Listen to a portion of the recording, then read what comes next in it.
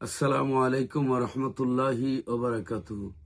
নাহমাদুহু ওয়া নুসাল্লি আলা রাসূলিহিল কারীমিল আমিন ওয়া আলা আলিহি আত-তাইয়্যিবিন আত-তাহিরিন ওয়া আসহাবিহিল হাদিয়িনাল মাহদিয়িন। আম্মা বা'দ ফাকাদ ক্বালা আল্লাহু তাআলা ফিল কুরআনিল মাজিদ ওয়াল ফুরকানিল হামিদ। أعوذ بالله من الشيطان الرجيم. بسم الله الرحمن الرحيم. ألا إن أولياء الله لا خوف عليهم ولا هم يحزنون. الآية. وقال رسول الله صلى الله عليه وسلم: ذكر الأنبياء عبادة وذكر الصالحين كفارة أو كما قال عليه الصلاة والسلام। লন্ডন নূরে মদিনা টিভির স্টুডিও থেকে এবং নূরে মদিনা ফাউন্ডেশন ইউকের পক্ষ থেকে দুটি কথা বলছি যে আল্লাহ রাব্বুল আলামিন কোরআন শরীফের মধ্যে বলেন, আলা ইন্না আউলিয়া আল্লাহি লা খাউফুন আলাইহিম ওয়ালা হুম ইয়াহজানুন। আল্লাহ বলেন, আলা হুঁশিয়ার, সাবধান, হরফে তাম্বি, হুঁশিয়ার সংকেত দিছেন আল্লাহ।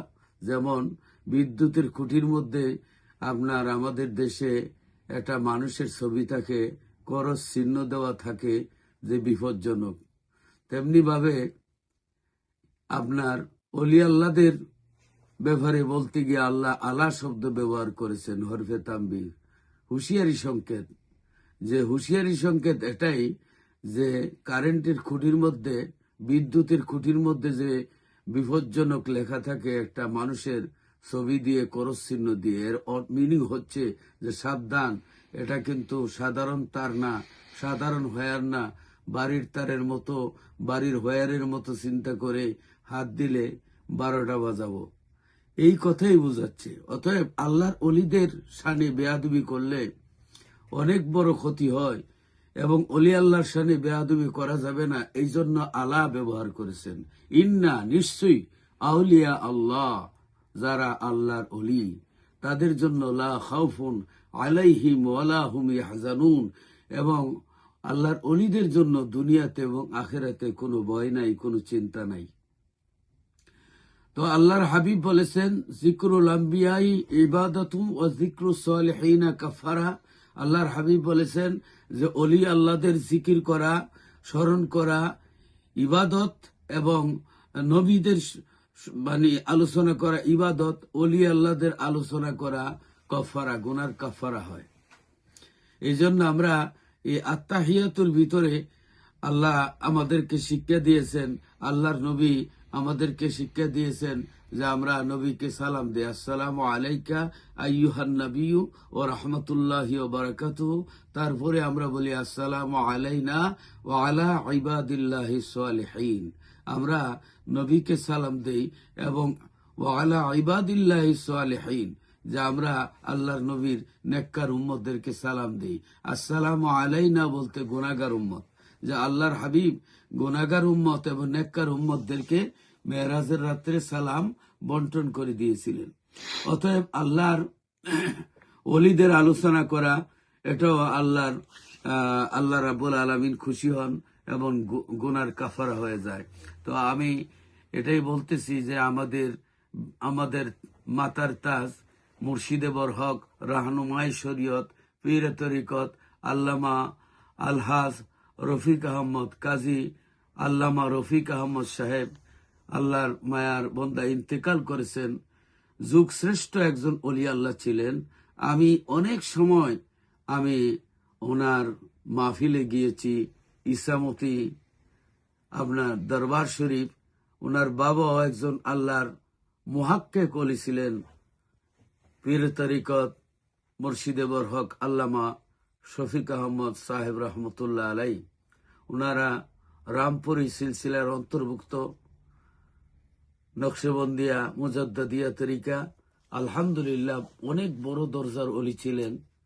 আমি ওনার প্রতিষ্ঠিত মাদ্রাসা মোল্লাপাড়া এবং ইব্রাহিমিয়া হাফিজিয়া মাদ্রাসা আরো অনেক প্রতিষ্ঠানে প্রোগ্রামে গিয়েছি এবং ওয়াজ নসিহত করেছি। ইসামতি দরবার শরীফে অনেকবার গিয়েছি এবং খুব কাছে থেকে দেখেছি যে ওনার আমল খুব ভালো ছিল। উনি খুবই আল্লাহর বড় দরজার অলি ছিলেন।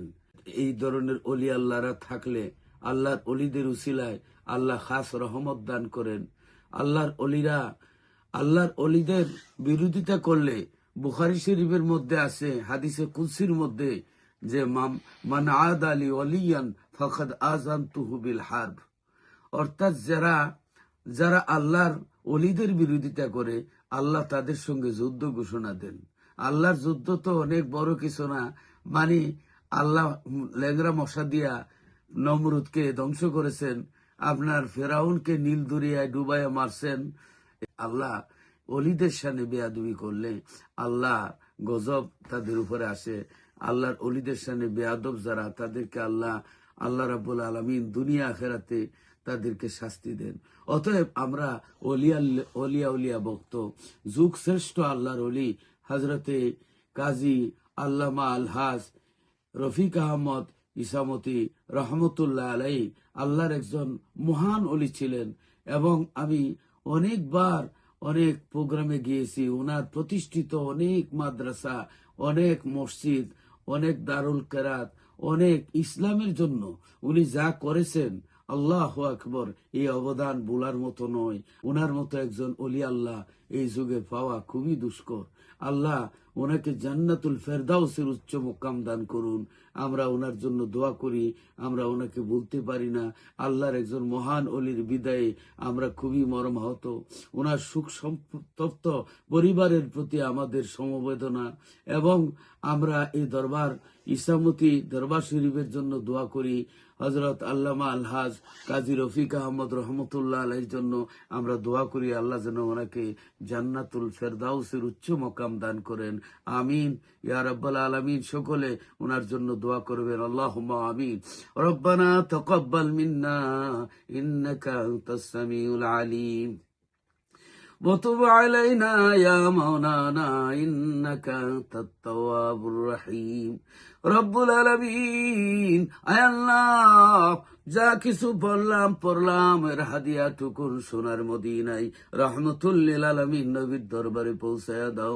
তামাম পৃথিবীর মাটির নিচে, ময়দানে, মাঠে, নদীর কিনারায় তোমার বন্ধু এতিম উম্মতেরা যে কবরে আছেন প্রত্যেকের কবরের হাদিয়া পৌঁছায়া দাও রব্বুল আলামিন। যুগ শ্রেষ্ঠ একজন মহান অলি কাজী আল্লামা আলহাজ রফিক আহমদ সাহেব রহমতুল্লাহ আলাইহি, আল্লাহ তোমার মায়ার বান্দার দরজারে বুলন্দ করে দাও, জান্নাতুল ফেরদাউসের উচ্চ মুকাম দান করো। আল্লাহ ওনার বাবা ওলি ছিলেন, আল্লাহ উনি বংশগত ওলি। আয় আল্লাহ তানাব্বার দরজারও বুলন্দ করে দাও। ইয়া আল্লাহ তুমি আজকের দোয়া ফিরাইয়া দিও না। রব্বানা তাকাব্বাল মিন্না ইন্নাকা আনতাস সামিউল আলিম।